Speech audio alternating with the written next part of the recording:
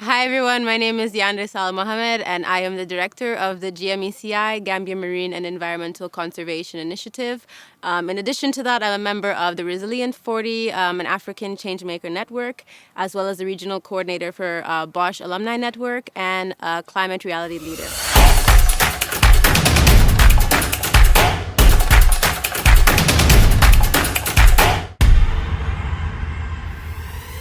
So today we are here in one of my favorite places. This is the River Gambia. We are in a bolong that is in the Talinding area. So if you go around the corner here, you're going to get Talinding Island. If you go this way, you're going to be back at the center where we took off in Ibo Town Badala basically.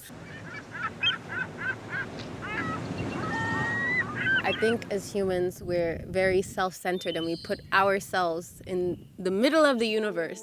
We're actually quite small. We are nature. There's no disconnect. There should never be a disconnect. So once you begin to internalize that you are nature, you live in nature, you're a part of nature, we're all one together. That's when we can really begin to make a difference and take actual climate action. With climate change comes desertification. You can get more sand coming into our communities. The desert's gonna come and take up most of the country if action is not taken sooner. When you have deforestation happening from our mangroves and our forests, this is gonna happen. There's gonna be no trees to create any type of barrier. The salt water in the river, the salinity is getting higher.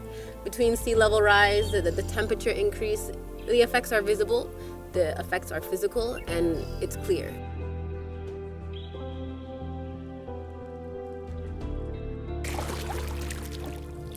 In anything in life, not just climate solutions, that indigenous knowledge needs to be at the forefront. They've been living, working this land longer than we now in this generation would understand. So we have to take cues and lessons from what's been done. I think also now, as humans, we're quite destructive to our surroundings now. With globalization, we think we can buy and import everything, but we need to understand that, let's say, when there's nothing else to import, we have to survive of what we have. Like right now, where we were in the mangroves, it's high tide or you'd be able to see the oysters. So in fact, right where we are here, it's the Oyster Women's Smokehouse. It's a UNESCO heritage site. Women have been harvesting oysters here for as long as I've been alive, so I'm sure longer than other people have been alive too.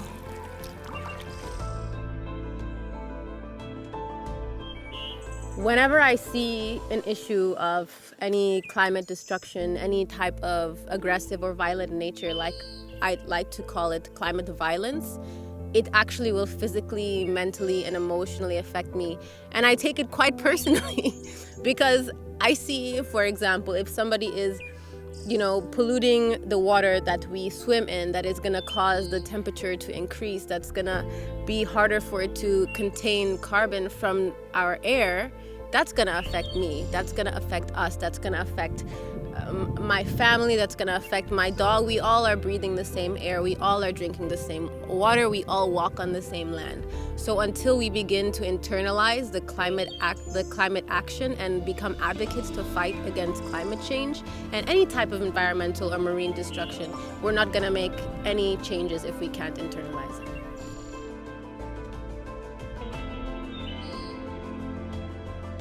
It could be a disputed fact, but I think the African woman is one of the hardest working humans on the planet, And when you come with climate change, they're going to be one of the most affected. Well, in the world, Africa is going to start to be more affected once you have temperature increases. It's not going to be a habitable place. This means that we're going to have further droughts, further food insecurity. Who normally feeds the family in African homes? That's the African woman.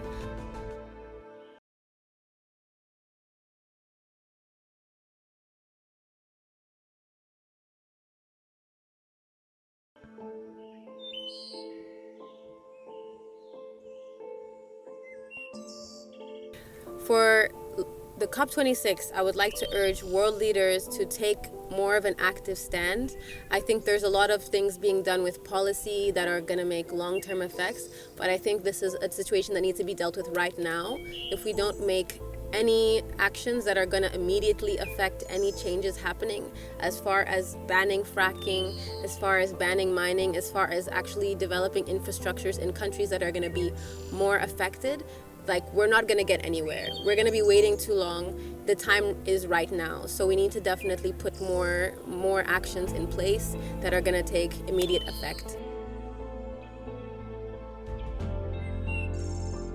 I would like to encourage the youth all over the world to get more involved and think more of solidarity.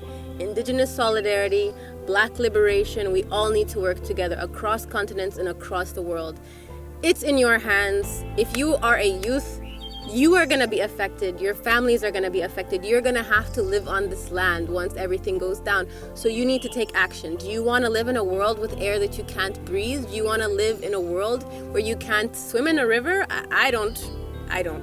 So I highly encourage you to take action. Like, this is your world. The world is yours. The world is in your hands. Make the world what you want it to be. Do you want it to be a better place or a worse place?